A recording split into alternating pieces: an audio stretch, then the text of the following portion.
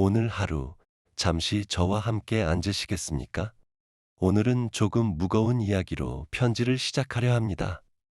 당신은 기도하고 말씀을 읽고 예배에 나가고 이웃을 섬기는데도 삶의 풍경은 좀처럼 바뀌지 않는다고 느낀 적이 있습니까? 씨는 분명히 뿌렸는데 밭은 여전히 메마른 것 같은 그런 이상한 침묵 말입니다. 신실한 그리스도인들 사이에 흔히 벌어지는 역설이 하나 있습니다. 영혼은 분주히 움직이는데 삶은 제자리 걸음을 하는 역설입니다. 마치 라디오 주파수가 아주 조금 어긋나 있어서 소리는 분명히 들리는데 또렷하게 잡히지 않는 상태와 비슷합니다. 약속하신 평안과 공급과 목적이 저 너머에서 아른거리는 것을 느끼지만 걸음을 뗄 때마다 무언가에 막혀버립니다. 이런 마음이라면 당신은 결코 혼자가 아닙니다. 그리고 오늘 우리가 함께 들여다볼 진실은 그 보이지 않는 막이 하나님이 세우신 것도 어둠의 세력이 세운 것도 아니라 대개는 우리 자신의 손으로 벽돌 한 장씩 쌓아 올린 것이라는 사실입니다. 먼저 갈릴리 호수의 그 밤으로 가봅시다. 마태복음 14장의 장면입니다. 제자들이 탄 배가 거센 파도에 휘청거리던 그 어둠 속에서 물 위를 걸어오시는 형체가 나타났습니다. 예수님이셨습니다. 두려움에 사로잡힌 제자들 가운데 베드로만이 담대히 외쳤습니다. 주여, 만일 주님이시거든 나를 명하사 물 위로 오라 하소서. 그러자 주님께서는 단 한마디로 응답하셨습니다. 오라. 여기서 우리가 자주 지나쳐버리는 순간이 있습니다. 베드로는 실제로 배 밖으로 나왔습니다. 한 발, 또 한 발을 내디뎠습니다. 그 짧은 순간 그는 인간의 몸으로 물리 법칙을 넘어서고 있었습니다. 오직 스승의 말씀 하나에 기대어 말입니다. 기적은 이미 시작된 것입니다. 그러나 본문은 곧 이렇게 전합니다. 그가 바람을 보고 두려워하매 그 순간부터 그는 가라앉기 시작했습니다. 여기에 이 이야기 전체를 관통하는 진실이 숨어 있습니다. 두려움은 기적이 시작되는 것을 막지는 못했지만 그 기적이 끝까지 이어지는 것은 막아버렸습니다. 그러니 이 질문이 시대를 넘어 우리에게 돌아옵니다. 당신은 이미 물 위를 걷고 있었으면서도 바람 소리가 주님의 오라는 음성보다 커져버려서 도중에 가라앉은 적이 몇 번이나 있었습니까? 저는 오랫동안 인간의 영혼을 들여다보며 한 가지를 깨달았습니다. 두려움은 믿음이 없는 상태가 아닙니다. 그것은 방향이 완전히 뒤틀린 믿음입니다. 당신이 실패나 거절이나 상실을 두려워할 때 당신에게는 믿음이 없는 것이 아닙니다. 오히려 당신은 온 존재를 다해 나쁜 결말이 반드시 올 것이라고 굳게 믿고 있는 것입니다. 재앙을 향한 신앙 고백을 하고 있는 셈이지요. 이 왜곡된 믿음이 그토록 위험한 이유는 그것이 우리 마음 속에서 신중함이나 책임감의 목소리로 위장하기 때문입니다. 뿔 달린 악마의 얼굴로 나타나지 않습니다. 그것은 조용히 속삭입니다. 그 말은 하지 마라. 비웃음을 살 것이다. 그 사업은 시작하지 마라. 실패할 확률이 높다. 그 손을 내밀지 마라. 위험하다. 그렇게 두려움은 신중함과 비겁함을, 지혜와 불신앙을 뒤섞어 버립니다. 생각해 보십시오. 얼마나 많은 사람이 말할 용기가 없어서 하나님이 맡기신 사명을 시작조차 못했습니까? 얼마나 많은 가정이 다시 거절당할까 두려워서 끝내 화해의 문턱을 넘지 못했습니까? 얼마나 많은 이들이 하늘나라의 재정을 감당할 만한 사업을 품고도 실패에 대한 공포에 짓눌려 문을 열지 못했습니까? 두려움이 머리 위에 낮은 천장을 만들어 자기 부르심보다 훨씬 작게 살아가는 세대가 있습니다. 두려움의 궁극적인 목적은 단 하나입니다. 그리스도 안에서 당신이 누구인지, 당신 안에 계신 분이 얼마나 크신지를 잊게 만드는 것입니다. 세상보다 크신 이가 당신 안에 계신다는 사실에 눈을 감기고 물 위를 걷도록 부름받은 당신을 흔들리는 배 안에 계속 주저앉히는 것, 그것이 두려움의 일입니다. 그러나 두려움은 우리를 붙잡아 매는 여러 무게 중 하나일 뿐입니다. 이제 우리가 스스로 지은 또 하나의 감옥, 곧 용서하지 않는 마음으로 넘어가 봅시다. 한 손을 들어 하나님께 간구하면서 다른 손으로는 바로 그 응답을 은밀히 붙들고 놓지 않는 것. 그것이 가능하다는 사실을 우리는 불편하지만 인정해야 합니다. 마가복음 11장 25절에서 주님은 그 열쇠를 우리 손에 쥐어주셨습니다. 서서 기도할 때에 아무에게나 혐의가 있거든 용서하라. 그리하여야 하늘에 계신 너희 아버지도 너희 허물을 사하여 주시리라. 여기서 주목할 것은 문장의 구조입니다. 주님은 기도한다면이라고 말씀하지 않으셨습니다. 기도할 때에라고 하셨습니다. 기도는 이미 우리 삶의 일상적인 습관이라는 전제 위에 하신 말씀입니다. 또한 누군가에게 원한이 있다면이 아니라 이 부서진 세상에서 갈등과 상처는 필연적으로 생긴다는 전제 위에서 말씀하셨습니다. 즉, 용서는 기도 응답의 다음 단계가 아니라 보좌 앞에 들어서기 위한 입구입니다. 마태복음 18장의 그 비유를 떠올려 보십시오. 한 왕이 갚을 길 없는 빚을 진 종을 불쌍히 여겨 완전히 탕감해 주었습니다. 그런데 바로 그 종이 밖으로 나가 자기에게 훨씬 적은 빚을 진 동료의 멱살을 잡고 감옥에 던져 넣었습니다. 이 사실을 안 왕은 진노하여 그 종을 다시 옥리들에게 넘겨 빚을 다 갚을 때까지 고통을 겪게 했습니다. 우리 중 많은 이들이 오래된 원한과 쓴 뿌리로 엮인 눈에 보이지 않는 사슬을 목에 걸고 살아갑니다. 우리는 흔히 용서하지 않음으로써 상처 준 사람을 감정의 감옥에 가둬 벌 주고 있다고 착각합니다. 그러나 실상은 그 사람은 아마 자기 삶을 잘 살아가고 있고 감옥에 갇힌 것은 오히려 우리 자신입니다.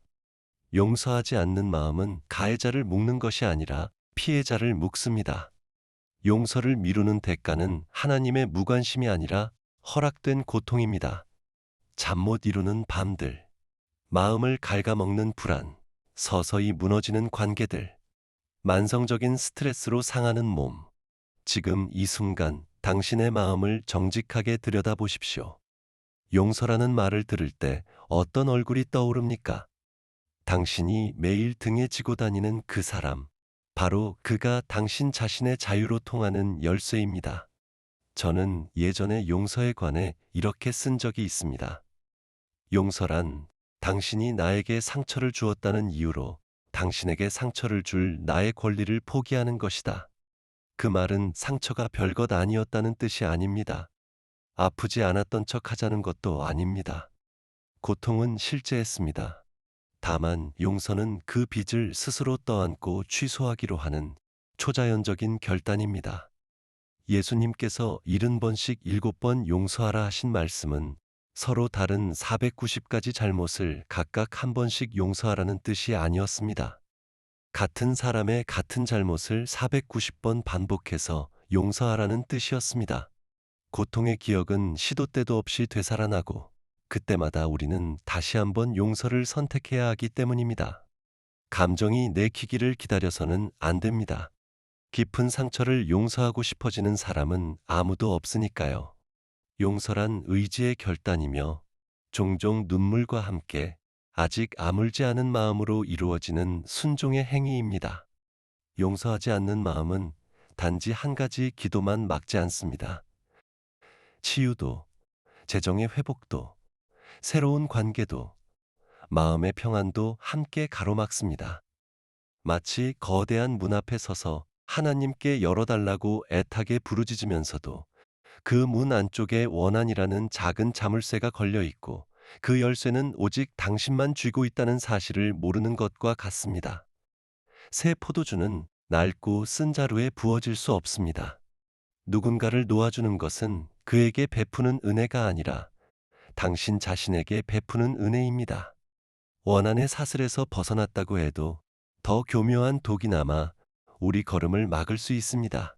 힘처럼 보이고 자신감처럼 보이고 심지어 의로움처럼 보이는 독, 곧 교만입니다. 야고보서 4장 6절은 하나님과 사람 사이의 관계에 대해 가장 무서운 선언을 남깁니다. 하나님이 교만한 자를 물리치신다. 잠시 이 단어의 무게를 느껴보십시오. 물리치신다는 말은 무관심이나 방관이 아닙니다. 하나님께서 능동적으로 맞서신다는 뜻입니다. 길을 막으신다는 뜻입니다. 여기서 놀라운 역설이 생깁니다.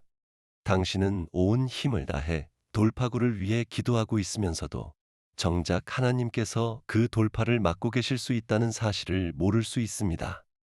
당신의 교만에 맞서고 계시기 때문입니다.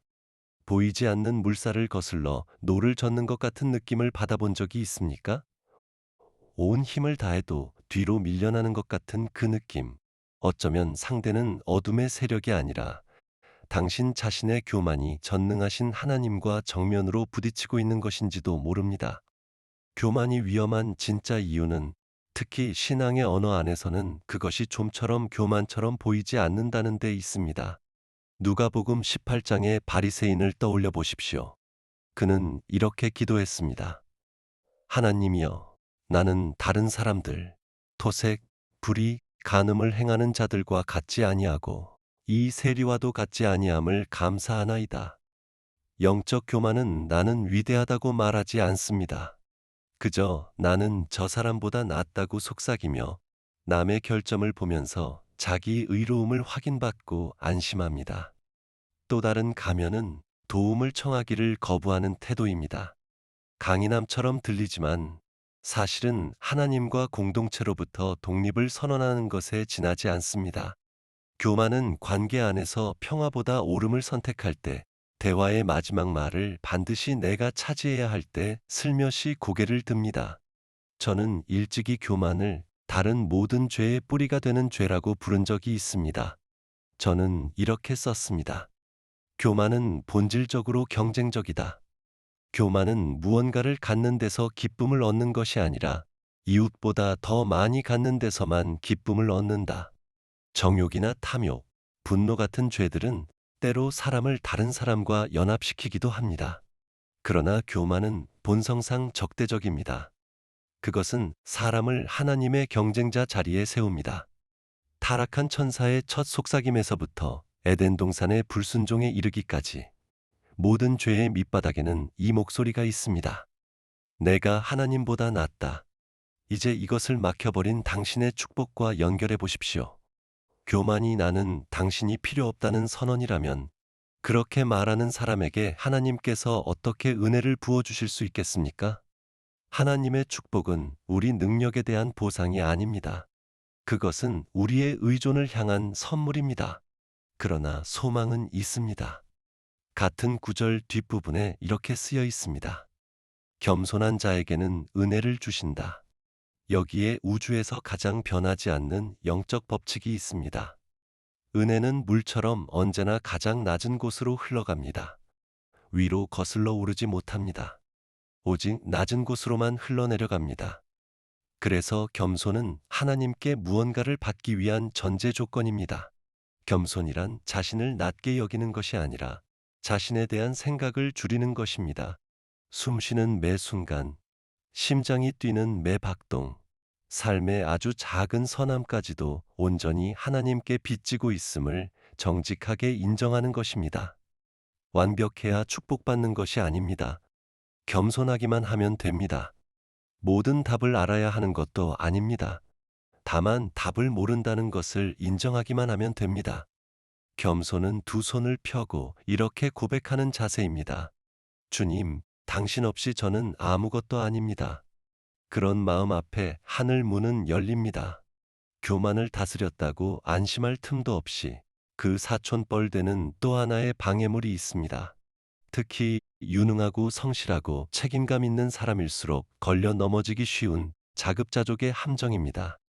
이것은 하나님께 산을 옮겨달라고 기도해 놓고는 곧바로 삽을 들고 혼자서 그 산을 옮기려 애쓰는 미묘한 모순입니다. 하늘은 스스로 돕는 자를 돕는다는 말은 사실 우리가 아무리 애써도 결코 이룰 수 없는 일을 하나님께서 하시겠다는 뜻이지 우리의 노력을 거들어 주시겠다는 뜻이 아닙니다. 문제의 핵심은 신뢰의 결핍입니다.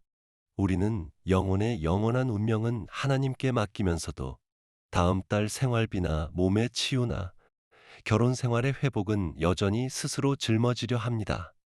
기도 시간에는 모든 것을 맡긴다고 고백하고서는 그날 밤 내내 잠 못 이루며 스스로 문제를 풀어보려는 계획을 짜본 적이 몇 번이나 있습니까? 그것은 믿음이 아니라 영적인 보험 증서입니다. 하나님이 움직이실 경우를 대비해 기도하지만 혹시 움직이지 않으실 경우를 대비해 몰래 대안을 마련해 두는 것입니다. 창세기 22장의 아브라함과 이삭 이야기는 항복이 무엇인지 가르쳐 주는 가장 깊은 수업입니다. 그 모순을 생각해 보십시오. 하나님은 아브라함에게 이삭을 통해 큰 민족을 이루게 하리라 약속하셨습니다. 이삭은 그 약속 자체였습니다. 그런데 하나님은 말씀하십니다. 내 아들, 내가 사랑하는 독자 이삭을 데리고 가서 번제로 드리라. 이 시험은 아브라함이 이삭을 얼마나 사랑하는지를 확인하려는 것이 아니었습니다. 결과를 통제하려는 자신의 손을 내려놓고 하나님을 얼마나 신뢰하는지를 확인하는 시험이었습니다. 모리아산의 제단은 이삭만을 위한 자리가 아니었습니다. 아브라함 자신의 논리와 계획과 통제력을 함께 내려놓아야 하는 자리였습니다. 아들을 제단에 묶으며 아브라함은 사실상 자기 손을 묶고 이렇게 고백한 것입니다. 이 약속은 당신의 것입니다. 이루어지려면 당신의 방식대로 이루어져야 합니다. 제 방식은 여기서 끝나기 때문입니다. 오늘 하나님께서 우리에게 던지시는 질문도 같습니다.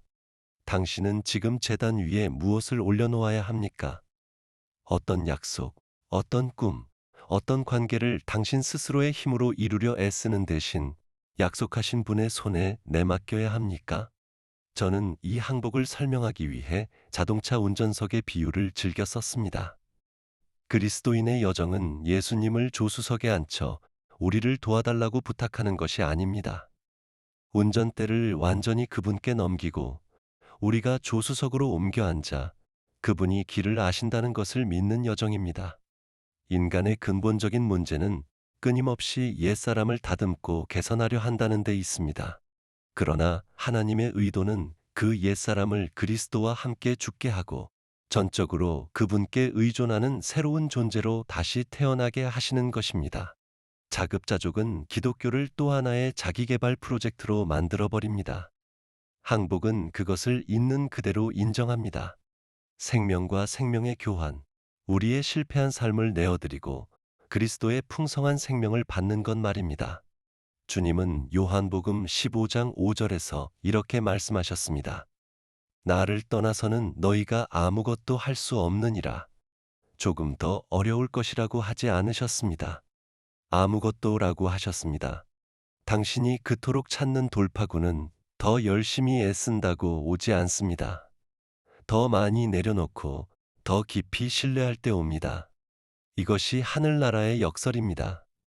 힘은 연약함 속에서, 높아짐은 낮아짐 속에서, 승리는 항복 속에서 발견됩니다. 이제 마지막 무게로 넘어가려 합니다. 다른 것들을 다 내려놓았다 해도 여전히 우리를 뒤로 잡아끌 수 있는 가장 위험한 유령입니다. 이것이 위험한 이유는 우리의 가장 소중한 기억과 가장 아픈 상처를 먹고 자라기 때문입니다.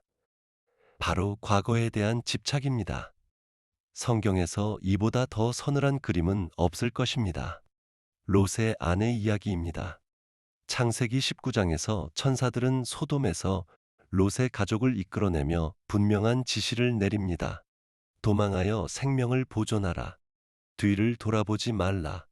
그러나 26절은 짧고 비극적인 결말을 전합니다.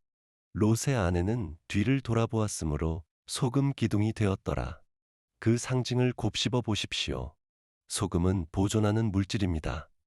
그녀는 파괴된 것이 아니라 보존되었습니다. 순종하지 않은 그 한순간에 영원히 얼어붙어 목은 하나님이 구해내신 도시를 향해 여전히 돌려져 있었습니다. 우리에게 이 그림이 던지는 물음은 소름 끼칩니다. 우리 가운데 얼마나 많은 이들이 영적인 소금 기둥이 되어 있습니까? 오래된 고통, 오래된 관계, 지나간 성공이나 실패를 향해 목을 돌린 채 계속 걸어가라. 미래는 내 앞에 있다고 부르시는 음성을 등지고 서 있지는 않습니까?